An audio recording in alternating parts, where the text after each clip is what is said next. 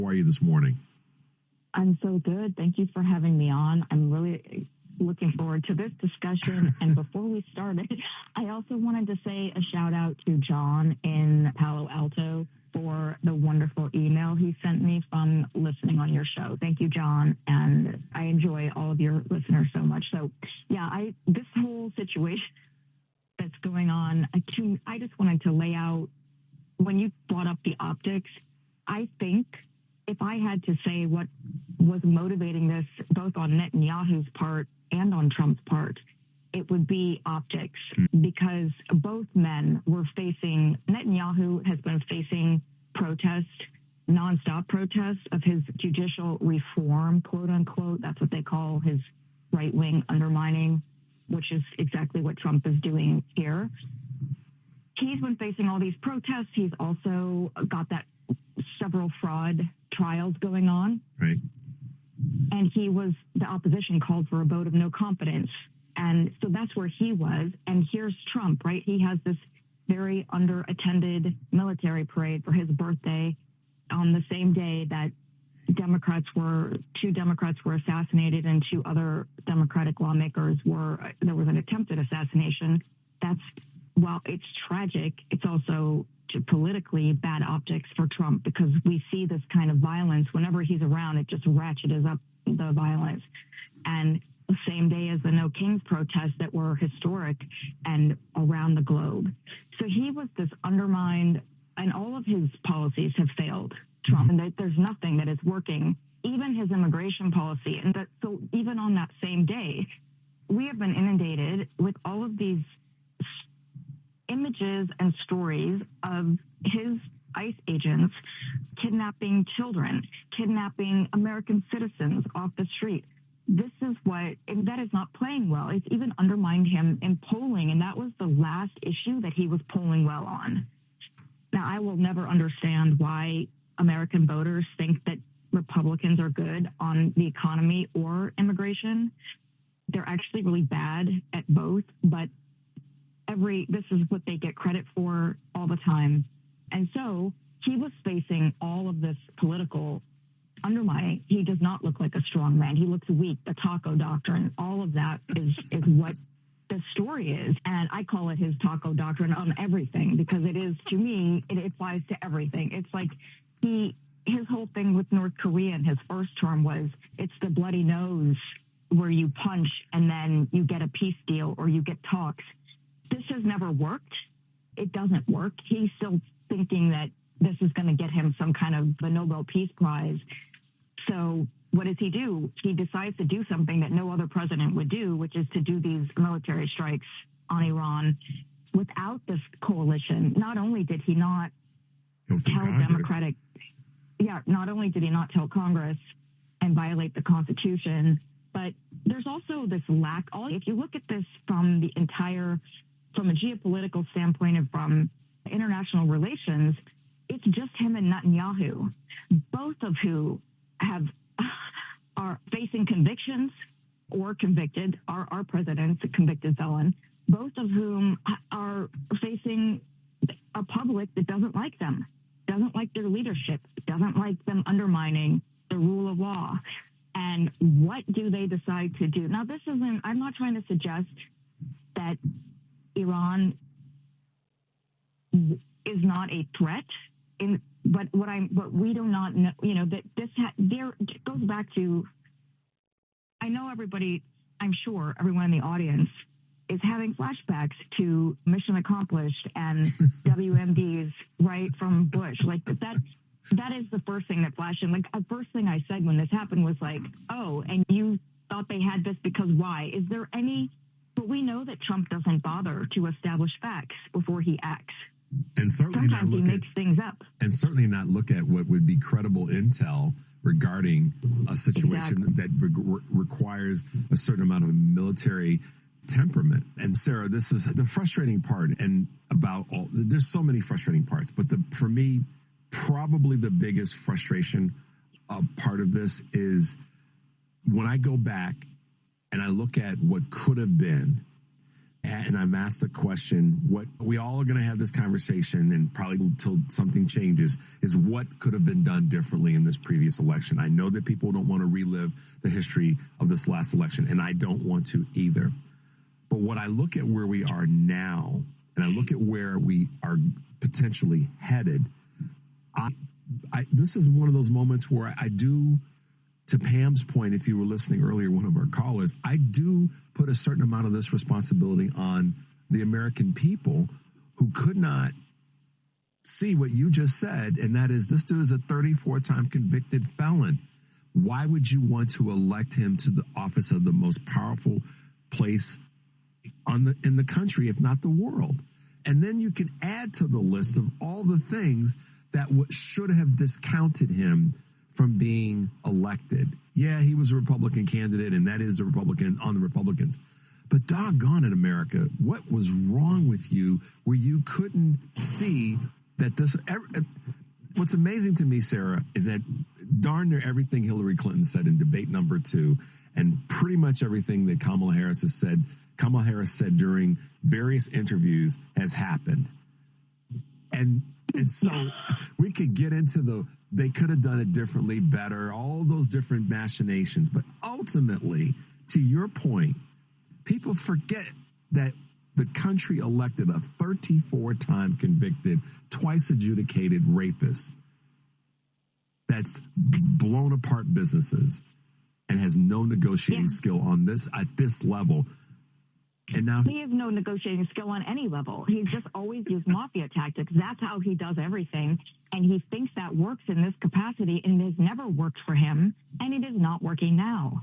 But this is how he approaches everything, is just using those sort of the mafia tactics where he threatens people and then they back down and give him what he wants, which we've seen from many law firms.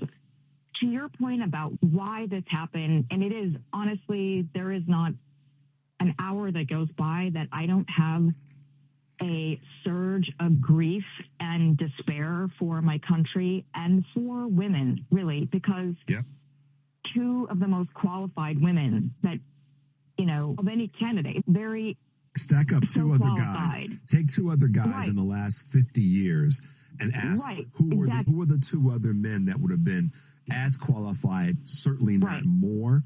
And the two people that come to mind, candidly, are Barack Obama and Bill Clinton. And they got elected, but they were guys. But these two women were even more qualified than they were, frankly. If you put resume to resume right there. Yeah, they were. So they were. So it is this, I think, for all the women, and I don't know, every woman that I speak to does have these feelings, and I don't know if it's universal, but to have that hope that I had such surging hope for Kamala Harris's campaign. I just could see her in the White House. I could see it all the time when she spoke. I could see her really handling so many aspects that a president should. Of course, now there's no bar. He doesn't do anything in there except play golf. Remember when, to your point about the visuals, remember when people were talking about, or Trump was saying that she was going to get run over by the generals, or what the generals were going to, the commentary about what the generals were going to do to her and what the other foreign leaders are going to do. That just happened to Donald Trump. In the last, all of those things have happened to Donald Trump. And just in terms of what then he would do to the American people, he's gotten us into a war with Iran. He's abandoned Ukraine and Europe. The wealth transfer to the wealthiest 1% of the country, cuts to Medicare and Medicaid, SNAP, Social Security, selling our national parks. And the list goes on of the things that he's done that have been destructive to the country. Where is it helping anybody? From rural Arkansas to downtown Chicago. Yeah. Where is the accountability for the campaign promises that he ran on? He said that he was going to bring peace to the Middle East, and he was the only person who could do it. He said that Israel would not have been, no strikes would ever come on Israel if he had been president. He has made those promises about Ukraine. Yeah. How come none of that is ever brought up? But this was astonishing. That was the other thing. I thought I was very close to having the similarities between the lead up to the Iraq invasion and this because in the way the media is handling it, because the goalpost, it just keeps moving. Yep. It's also, we're not going to talk about what he said he was going to do. So this diplomacy that he has, this deal making that he claims he has, so that's nothing. So that's a less than, we're not even at zero. We're at negative numbers here for how that's working out. It's not working out, and not working out in his tariff, and it's not working out here. Nope, so, not at all. But he's never brought up. It's just, oh, this move here, he's doing this to keep America safe. Excuse me? Why then did the UN's International Atomic Energy Agency say that they found no increase in radiation after the U.S. strikes? Yep. Iran did, irrespective of the politics between Iran and Israel, Iran did not attack. They did not send missiles first in these last 3 weeks. Israel did. And if Israel can't handle their business, then we should be handling their business for them. And particularly when you look at what the experts are saying, that are essentially taking a neutral position on what the actual amount of enrichment was and increased in and any increases that are there. This attack was not necessary. People want to try to bend themselves into a pretzel, Sarah, to say we needed to do it. Why did we need to do it when we had other options and diplomacy? If we needed to do it, he would have made a case to Democratic lawmakers, period, the end. He did not do that because there aren't the facts to back it up. That's the end of the story. That's why I don't understand why that dialogue's even being had. And I would also like to point out that in the last month or so, they moved 2,000 FBI agents from the counterterrorism and counterintelligence departments, for example, to work on immigration. Yep. So while he's doing this, he has left the guy in charge of the DHS terrorism prevention team, the 22-year-old former gardener who has no experience in counterterrorism, which is giving Four Seasons total landscaping levels of competency. That's where we are now.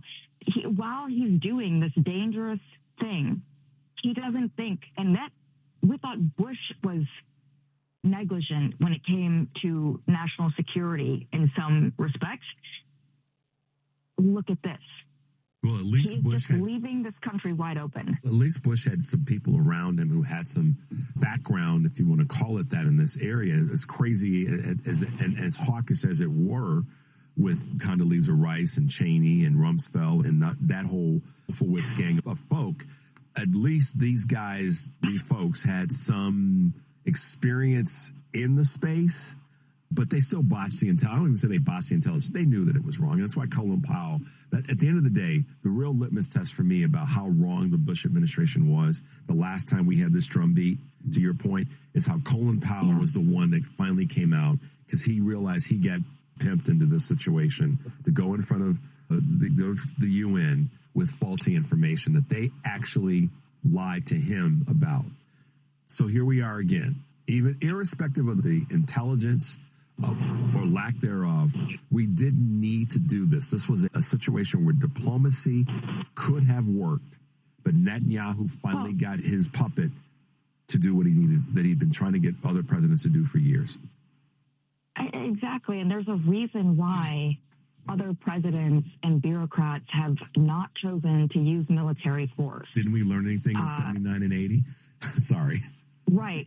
No, exactly. And the whole terrain of the Middle East, which I think if people didn't figure out from Iraq and Afghanistan, I don't know how to help people then if they didn't figure that out. Why there is no reason for our interests. And again, I'm not trying to undermine. I don't want to be so casual as to say Iraq is not a threat. That's not what I'm saying at all, and that's not what international relations and that's not what experts are saying. Nope.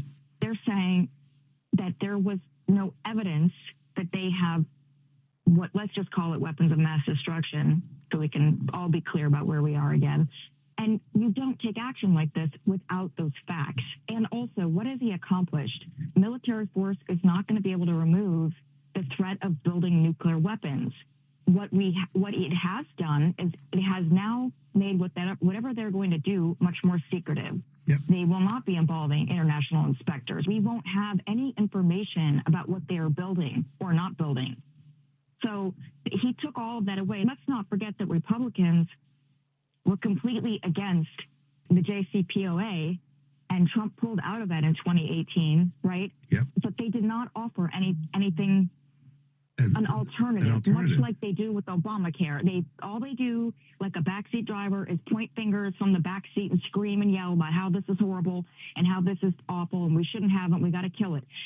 But when you ask them, what is your health care policy? What is your alternative? What is your alternative to the JCPOA? Nothing. They have nothing to offer. Except this, what he just did. Blocking everything that the Biden-Harris administration was trying to do. Republicans were kicking up dust all along the way because that's why your article was so well written about Trump screws up and now Republicans own the Iran war. They do. Speak to that based on how you wrote this article and in this moment why the Republicans own this, because they kept getting in the way. But I'm sorry, sir, you speak to that for a moment.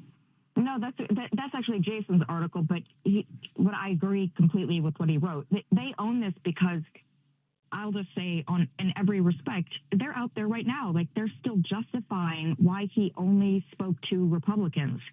They got no feedback. They got no input. They didn't even inform Democrats.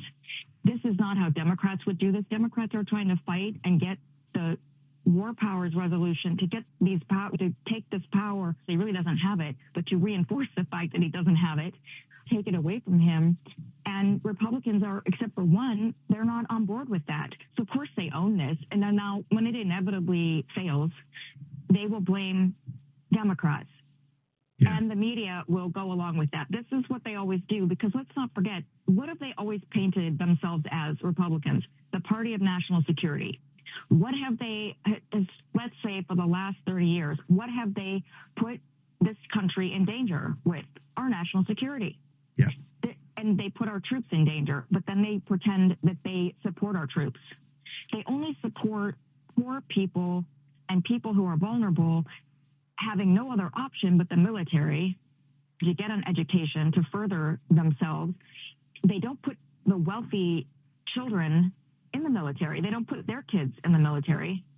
Not in a readily regular fashion, not in a way that says that they really do believe in the military and that they really do want to see that strength. They're going to send other children, other families' children, as has always been the case, to fight these battles. And yes, exactly. That's why I appreciate what Jason had written and your comments on that in terms of the Republicans own this. And you may have heard me say this earlier in the show, and our time goes by so fast, is that that Medvedev said that they, meaning Iran, will continue enrichment of nuclear material, and that several countries are ready to directly supply Iran with their own nuclear warheads. So that's the other thing. And where is the Trump deal making? Yeah. Some of the countries that they're talking about are countries that he has antagonized. This is why when Republicans will say, oh, Joe Biden and Barack Obama, they were weak because they were talking to these people. This is why they were talking to them, because there is no other option. And you cannot isolate the United States. What Trump seems to be pretty high on that supply. He's isolated us in a very dangerous way. But others know better. They knew better and they know better. And so they knew we have to keep talking, even with people you don't agree with.